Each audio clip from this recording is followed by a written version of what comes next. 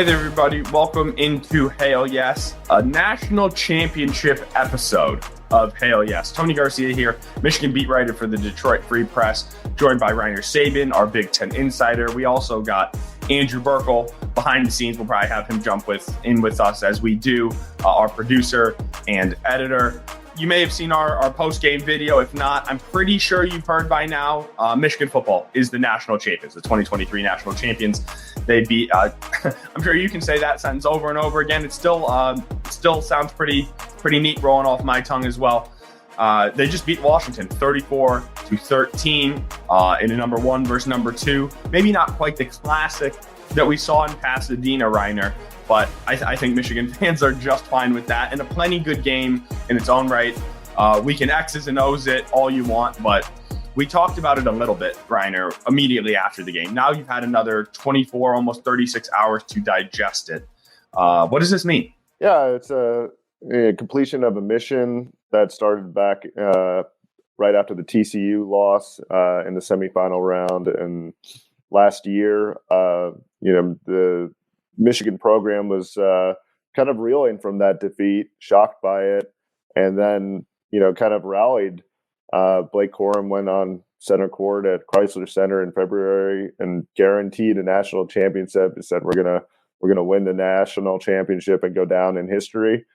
And here we are 11 months after that comment, and they did it. And it, kind of wraps up, what Jim Harbaugh was supposed to accomplish. I mean, when he came to Ann Arbor in December 2014, he picked up a program that was kind of descended into mediocrity under Brady Hoke and Rich Rodriguez. And, it took a little while for him to get his footing. He won 10 games, but they couldn't get over the hump, break through that ceiling and beat Ohio State. He finally did that in 2021. And then the last part of the mission was to get past the semifinal round in the college football playoff. Yeah. Then he did that with Alabama. And then sure enough, it seemed like destiny once they did that they were going to complete the mission and beat Washington on Monday night.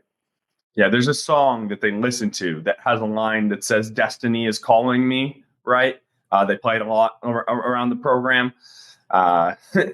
It did feel. Once they got past Alabama, it really did feel that way. I'm sure fans, and you're talking to buddies and fans and people who ask you about the program, and there was no. I kept saying, it's a good thing these Michigan fans are not playing this game, right? Because it was a formality.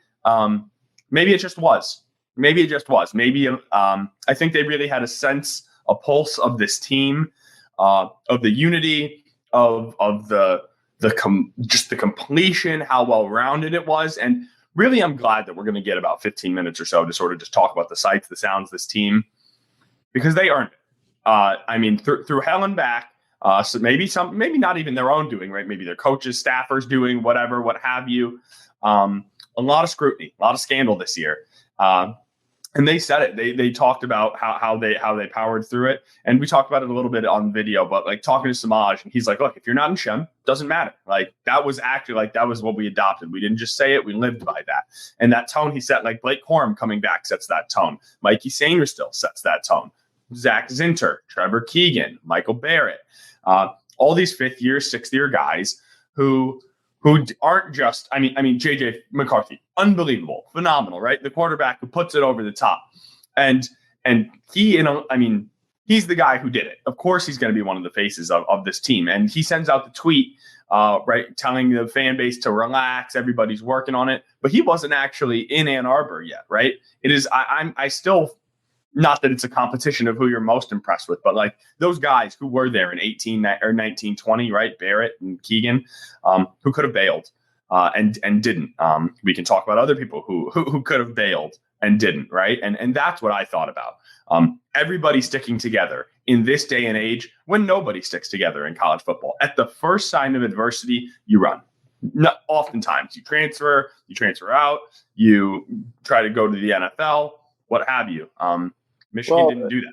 Well, no, that's true. Those guys didn't do it. There were other people that did after 2020. 2020 had to happen for them to be there. It just did. It kind of brought everything to light, what was wrong with the program, the fact that they had a very rigid defensive scheme that wasn't effective in stopping some of these high-powered offenses. And it kind of came all the way full circle because who did Michigan face in the championship game? The best passing attack in the country, a team that would have run tons of crossers and killed a Don Brown style defense. That defense changed everything. And creating that defense, they brought in a lot of young assistants, and those young assistants changed the culture of the program. It was much more buy-in amongst the players, which was much more collaborative. It became a player-led team, which is what you have now with, obviously guys like you mentioned, Trevor Keegan, Michael Barrett, Mike Sanders. Those guys are leading Michigan. They've created the buy-in amongst the rest of the players, and it kind of became a self-fulfilling prophecy as this run continued. They went 40-3 in the last 3 years. They were ranked number 2 in the preseason. None of this is really all that surprising when you look at where they started at the season. It is surprising in the context of what happened, 4 years ago in 2020.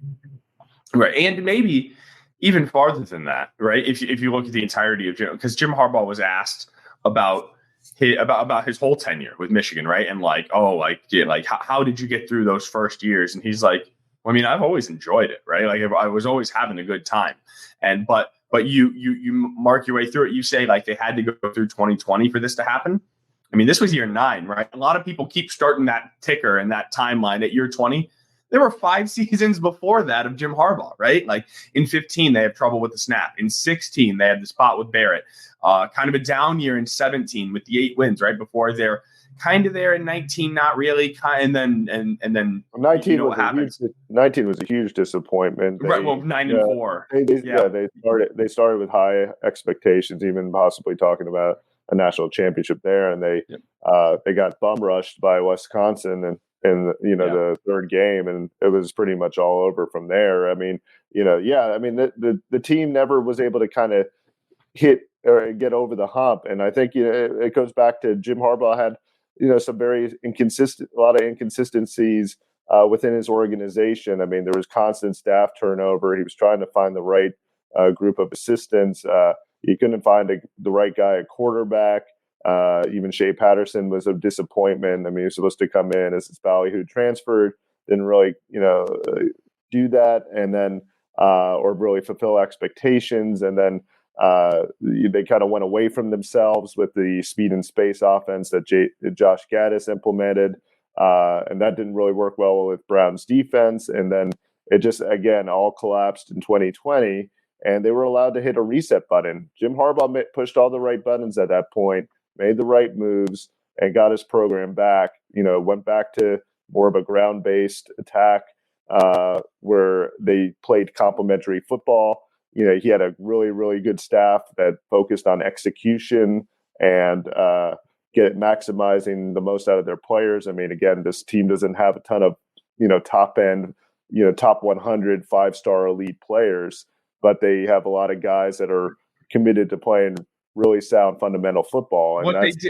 and that's pretty rare in this day and age in college football. Their old players were good players, and their old coaches were good coaches, but there was never this level of buy-in, alignment, and understanding with everybody on the same page, right?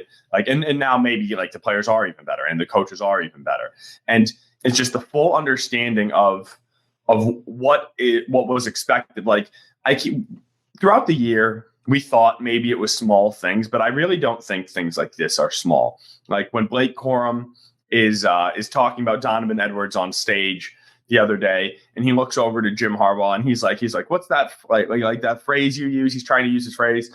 He's like my like one of my friends. He's like a trusted agent and a known friend. And then Blake starts laughing. He goes, yeah, trusted agent, known friend. That's the Don, right? And he just starts going like. He buys in to the weird dad phrases. They all do. They sang for "He's a Jolly Good Fellow" again after the national championship, right? I mean, you got Donovan Edwards jumping on Trevor Keegan's back, like pretending like he's a knight in shining armor, like riding him into the promised land. Like It's easy. It's easy to have that level of fun when you're 14-0, 15-0. Ladarius Henderson said after the game, we were asking him, we're like, dude, like, are you tired? He's like, I'm used to being done playing like football by Thanksgiving. He's like, we just played longer than the NFL. Like there are NFL seasons that are legitimately over right now, and we still went until Monday. No, obviously, I think it's a seminal moment in Jim Harbaugh's life. A kind of crowning achievement that has eluded him. I mean, he was 5 yards short of the Super Bowl in Super Bowl 47, which, again, the Vince Lombardi trophy was handed to his brother, John. And so John had a Super Bowl, and his father had a national championship at 1AA Western Kentucky in 2002. And Jim, who's probably the most well-known figure in the family, I think you can make that case, didn't have that national championship. He felt like he said he was sitting at the kids' table until Monday night when he finally was able to get that. And you saw it was very family-oriented. I mean, again, he had Jack and his mother, Jackie, there. And then he had John had come, and then Joni, his sister. They were all there. They were all down in the field. Jackie called it the magical moment, to see Jim finally win the championship. And it's interesting because, again, Harbaugh had to go through a lot this season. A lot of it was self-inflicted, with the 3-game suspension at the beginning of the year related to the NCAA investigation into recruiting and coaching, impermissible recruiting and coaching activities. And then he had the 3-game suspension at the tail end of the regular season due to the cheating scandal that really raised a lot of questions about the validity and strength of this program and whether it was really a legitimate team. And I think the last 4 games kind of proved that this team is really, really good. I mean, they left no doubt. They left no doubt. Right. That might have been a conversation for October, it feels like. But when you go beat Penn State, when you go beat Ohio State, when you beat Alabama, when you beat Washington, how many losses did all those teams have combined to teams that were not Michigan? 4-ish. How many times did they lose to Michigan, those teams? 4. It's just, you're right. And all of that was scandal and was sort of what made this season. And maybe that's part of the right, like you say, like 2020 had to happen, and then Jim Harbaugh's like 2016 and Michael Barrett, and that had to happen. You wonder if that's not the last little bit that just lit that last little bit of fire. I think this team was probably going that way regardless, but you never know. And the way they channeled it.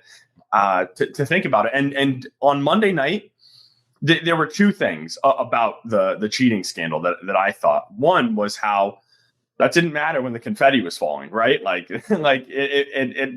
They had sidestepped it. They had all put it there. And then those memories are those memories. And then the other thing is when, now that the season's over and you ask people about it, they're like, oh, hell yeah.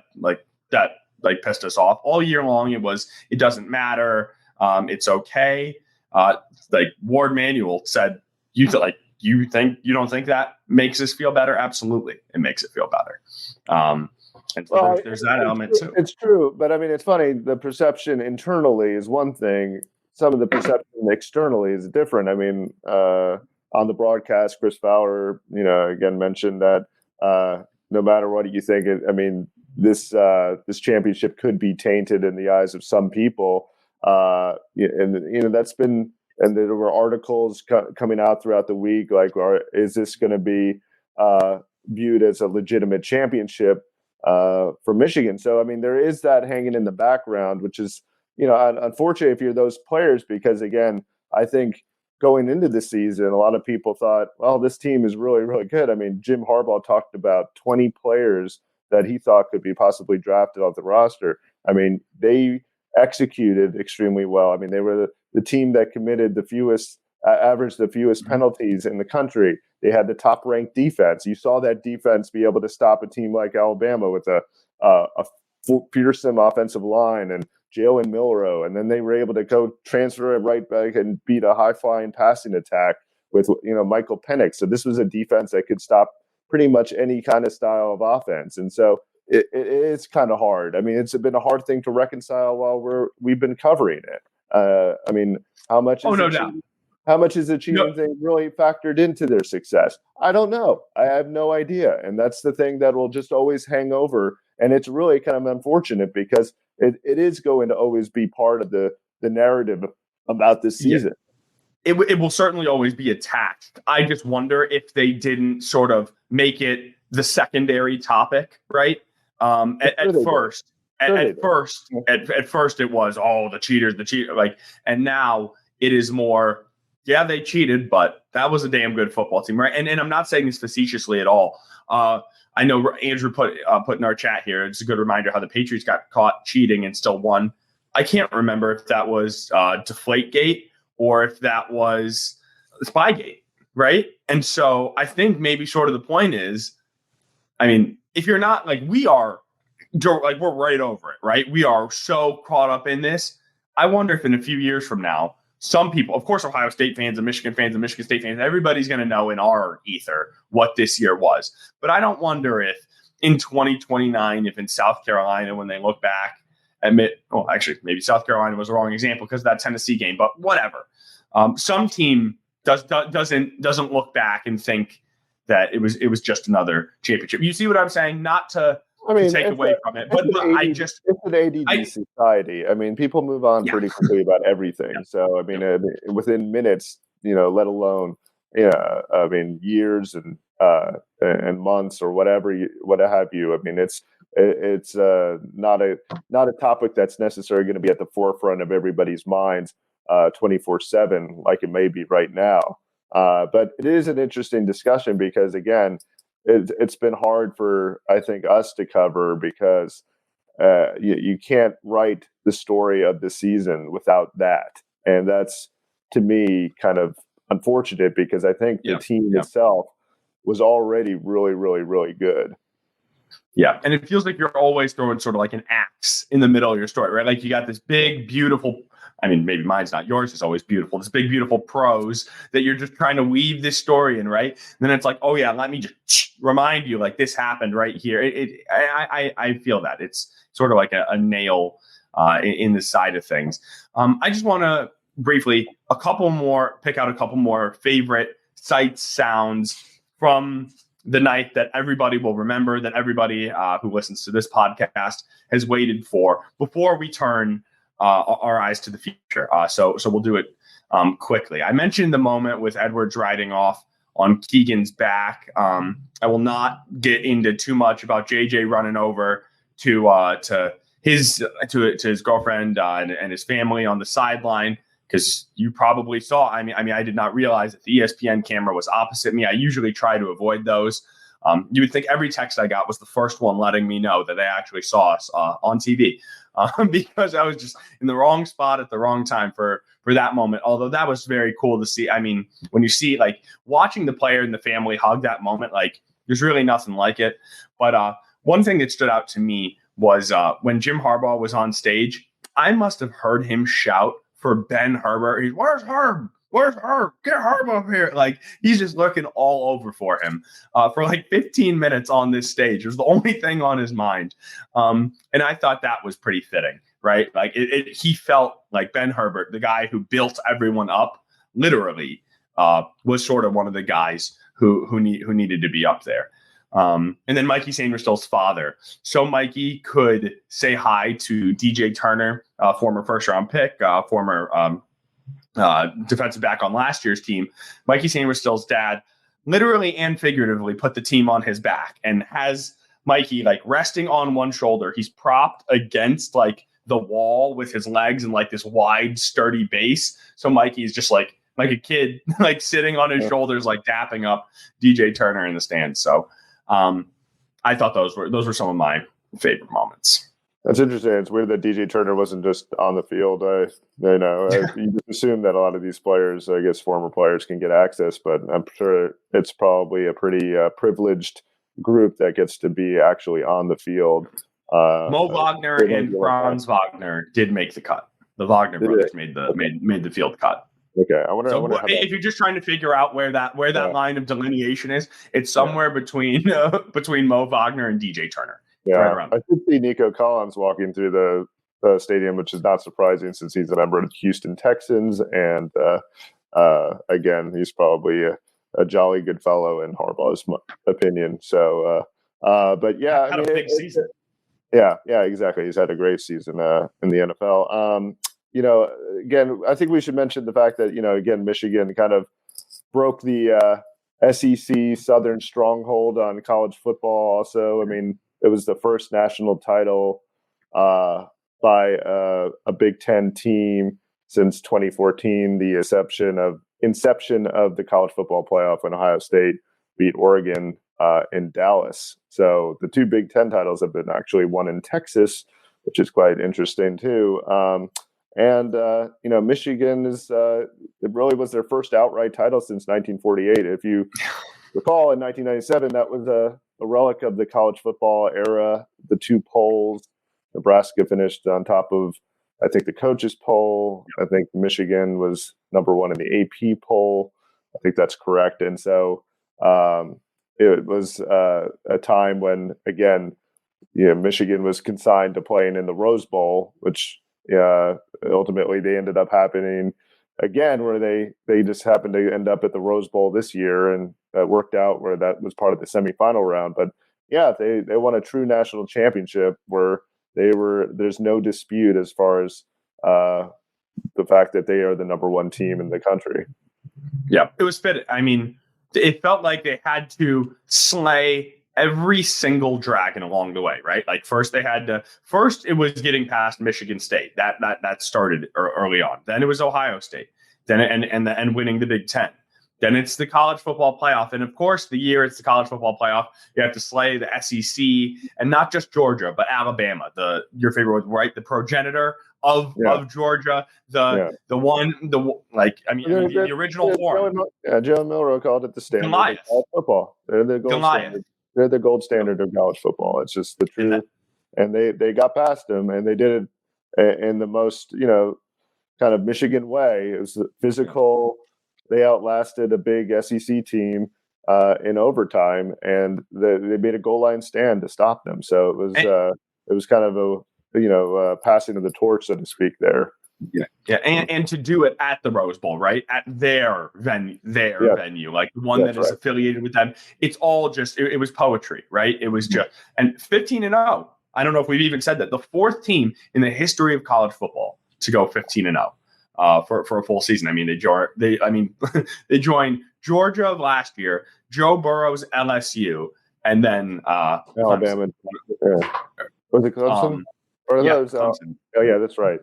I don't think Alabama has a 15-0. No, I don't think so. No, they don't. They went undefeated in 2009. That was the last time. Yeah. Which was 14, correct? Yeah. 14-0. Yeah, before the CFP. Yeah. So I mean, it's really, really remarkable. So obviously we can keep talking about it till the cows come home. We're gonna break it right there because we got to flip it forward for 10 minutes about future talk and then get out of here. So don't go anywhere. This is Hell Yes.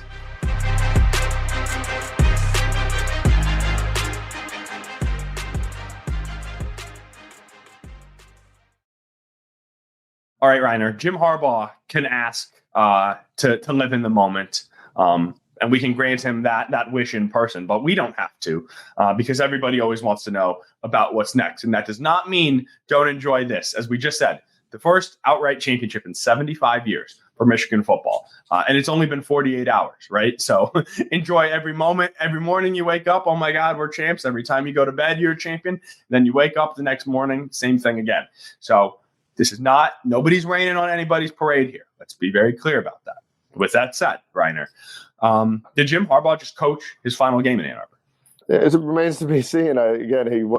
He's got given out conflicting vibes. I mean, and the fact that, he hired Don Yee as an agent who specializes in dealing with NFL teams, but then he gets on Scott Van Pelt show in ESPN and talks about spring practice and kind of pushing it back and kind of getting ready, preparing for that, already kind of indicating that he's thinking about getting this team ready for the 2024 season. So, it's hard to say. And I think the mystery is kind of part of what he enjoys. He did it the last couple of off seasons. I mean, he kind of explored the NFL. There was a whole month of that in 2022 before he interviewed with the Vikings and didn't get that job. Then comes back last off season, did it again with a little less drama, I guess, in the sense that he didn't go National Signing Day to meet with an NFL team, but he did talk, with the Denver Broncos. Reportedly reached out to the Carolina Panthers, had a conversation with owner David Tepper there. And then that kind of led to a strange dynamic or a strange correspondence of information between Harbaugh and the powers that be at Michigan, where he kind of informed Santa Ono, the school president, he was coming back, and kind of bypassed Warde Manuel. And I thought that was an interesting thing that kind of sets up where we are today. It was interesting. And what was also interesting is how Warde then chooses, of course, we get 8 to 10 minutes with him after the national championship. I couldn't tell you the last time he just talked to us like that. But you get it from his perspective. But you just wonder about, like, what you talk about, Jim informing Santa Ono, and then we're asking him, you and I really, among others in the scrum, are asking him about the status of his relationship with Jim Harbaugh and the optics of it. And he was getting pretty fired up, wouldn't you say, about, calling people, I don't know if he said the exact phrase, no nothings, right? But that was exactly what he meant. He's like, people are talking out of turn. They're talking about things they don't know. And I was trying to get to the bottom of why are you okay with letting that be in the ether then, right? Like, if it is annoying or distracting or anything, like, why would you just be okay with that? And he implied that it doesn't bother him. He just sort of duck off the water off a duck's back. But it clearly did bother him. Obviously.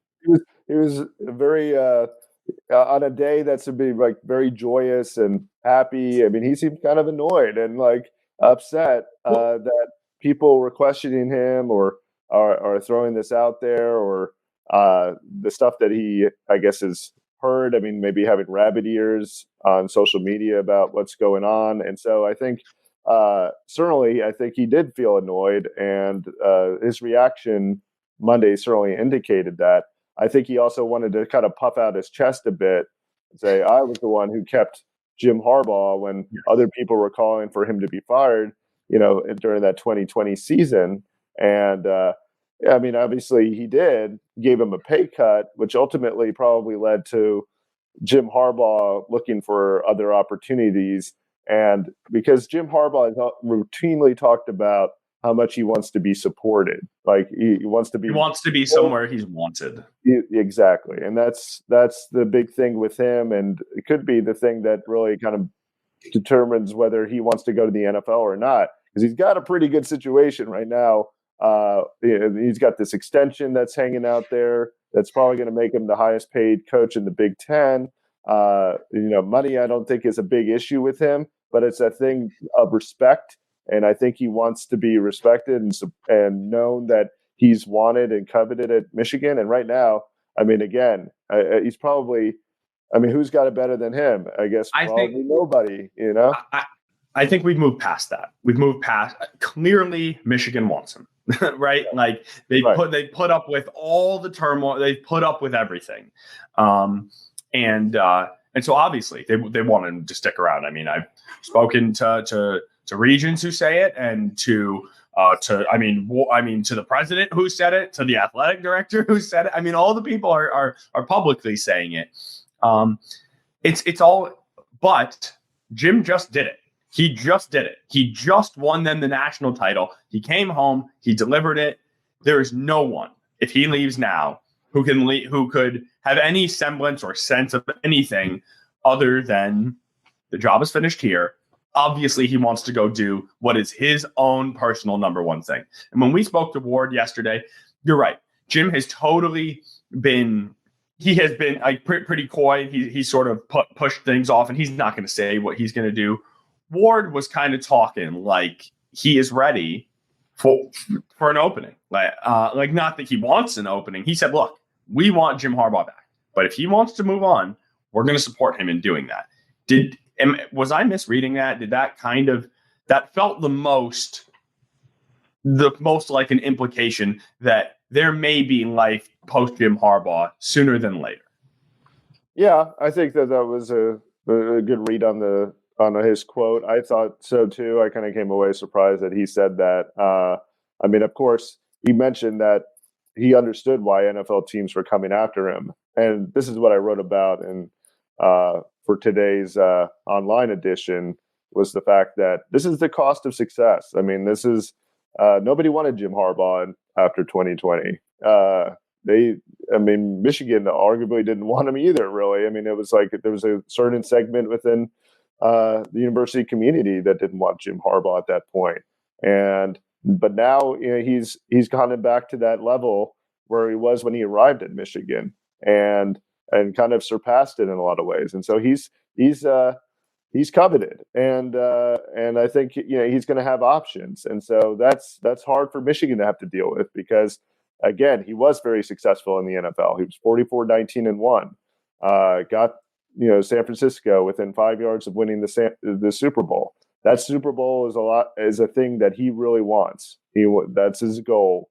That's one of his big professional goals. And until winning the national championship, it probably was his primary goal.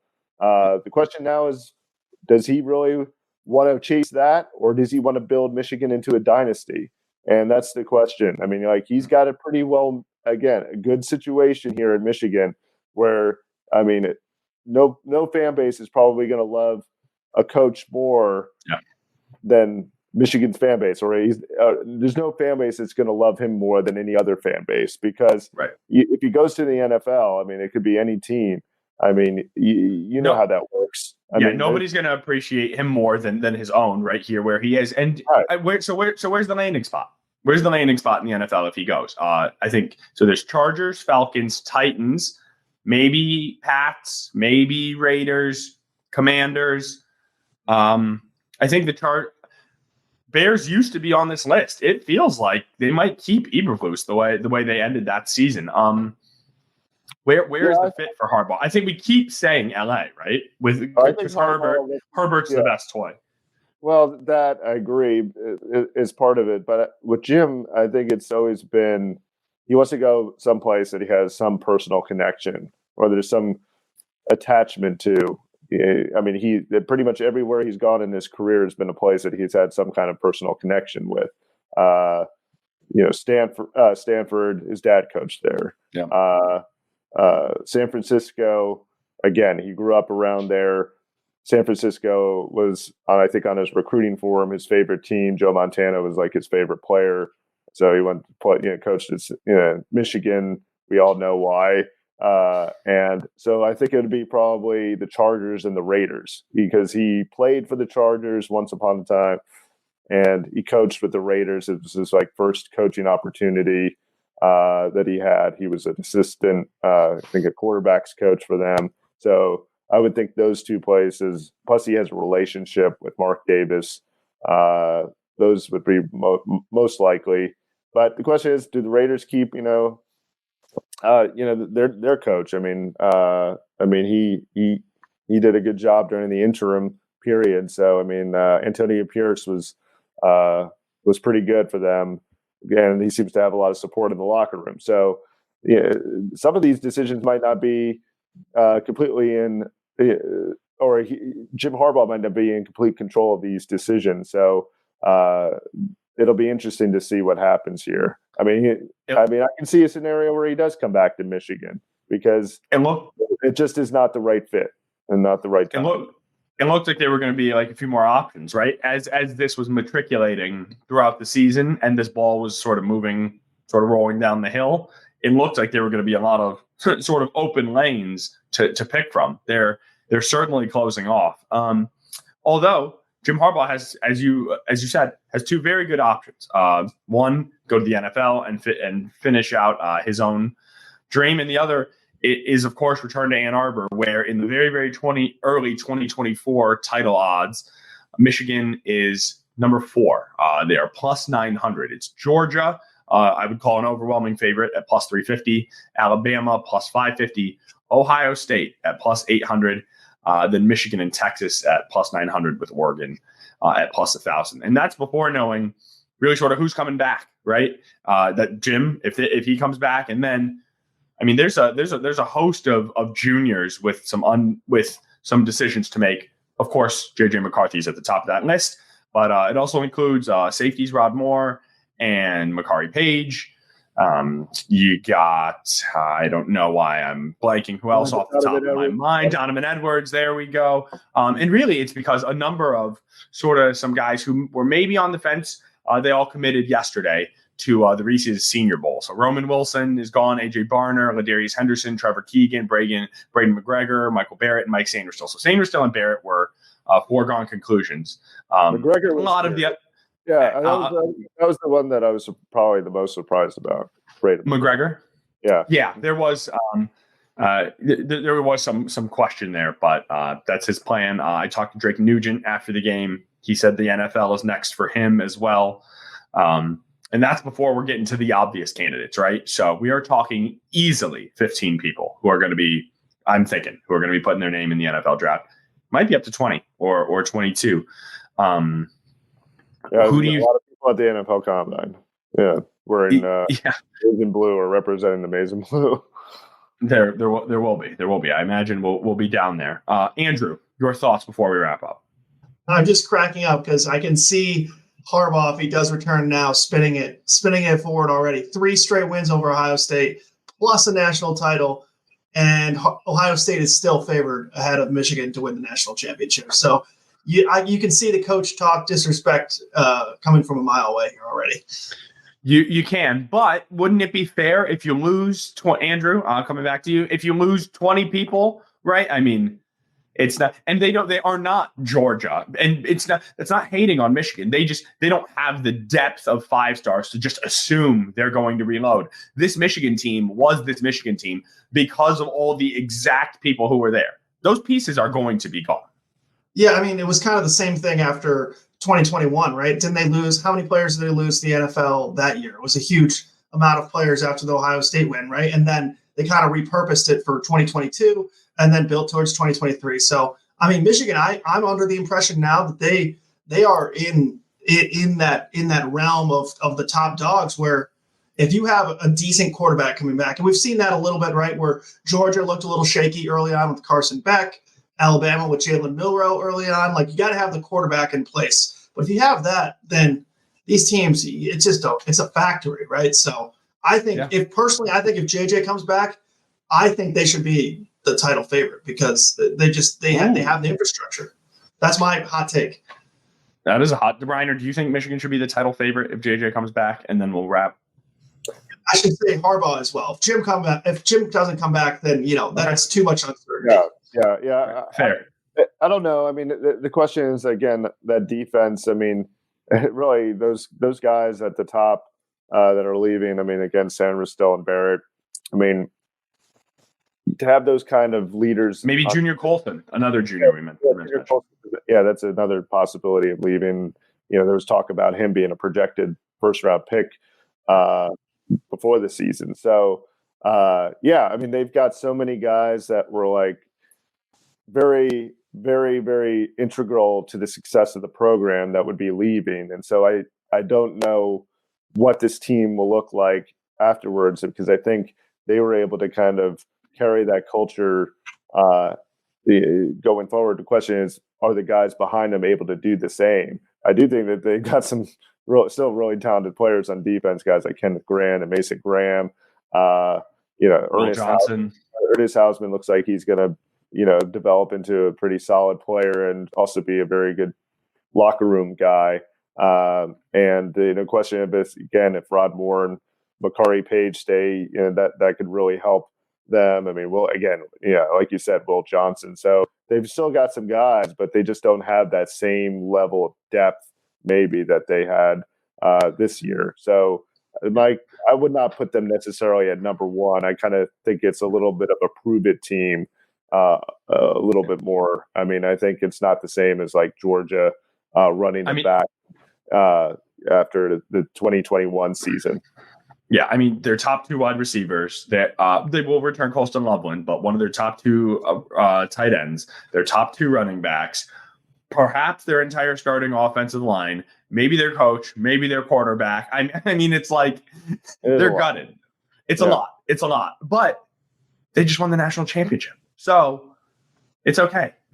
Like that. I mean, that's really just kind of the way it is. Like, and at least they did it. Like they knew all of this was going out the door. Right. So Reiner, final thoughts, because you got a plane to catch. No, I think it's again a product of a team that really did know that this was their one shot, and I mean, to not use the Eminem song, but it was true. I mean, like they went into this season believing that they had to get it done. It was national championship or bust, and they won the national championship. Yeah, they had one moment to seize everything they ever wanted. Mm-hmm. They captured it. They did not let it slip. All right. Yes, I'm from Southeast Michigan. It's a problem. All right. That was Hail Yes, the national championship edition. This is a football and hoops podcast, so we will keep it rolling in the future, but uncertain what this next week or future looks like. There will be more football wrap up. There will be draft talk. There will be Harbaugh watch. There will be combines. I'm going to hit a quick little vacation in the middle of this here. Michigan basketball is a little bit on the skids. We might have to get into that later. That's not for today, as we've said for about 3 months now. But it's because Michigan football has kept it rolling. Congratulations to all of you fans who I'm sure have been waiting for this moment. I'll use this moment for a plug, like my father, who came to Houston, who I got to enjoy that with, came to the media party, which was, memories for a lifetime. Reiner, I know you get to see, you've been all around and getting to see all these national people and people you've been friends with for decades. It's this last week was an unbelievable privilege, a joy, a treat to be a part of. I cannot believe that Michigan football just went 15-0 and won a national championship in the middle of the most chaotic two-time NCAA scandal, investigation, multiple staffers fired ahead of time, with no room for error the entire way. We are unsure how to document it in live time. You and I having discussions off air, on air, adding a podcast, print requirements, trying to fly newspapers down here. The level and thought that went into, think about that meeting, Reiner, when we're all together for hours trying to plan how we're going to cover Jim Harbaugh in court. The news, the photo. We're waking up at 5:30 in the morning to wake up that we were going to wait outside to make sure we got a seat in court before flying out to Happy Valley. The amount of FOIAs I've gotten, 3 return FOIA emails this week, kicking FOIAs down the line. Those are the ones that haven't been solved. That was all this year. That was all. Not me, not you. Jared Ramsey, Kirkland Crawford, Marlowe, Alter, Ryan Ford, Andrew Burkle, who made this podcast come to life, who did everything. No, I don't mean this in any sort of blue wall way, so save that crap for someone else. We are champions too. We worked our ass off for this. And I want to make sure that everybody knows that. And so I am so damn proud of you guys, of our bosses, of Nicole Avery Nichols, our executive editor, of Anjanette Delgado, or our editor-in-chief, Anjanette Delgado, our executive editor, Kirkland Crawford, our sports editor, Robin Chan, our audio engineer. So thanks, boys, for the best season that probably there may ever be. Certainly around these parts. There's going to be more. There's more fun to come, but I wanted to make sure to properly thank everyone because this is as good as it gets. So congrats, everyone. Enjoy. This is Hail Yes.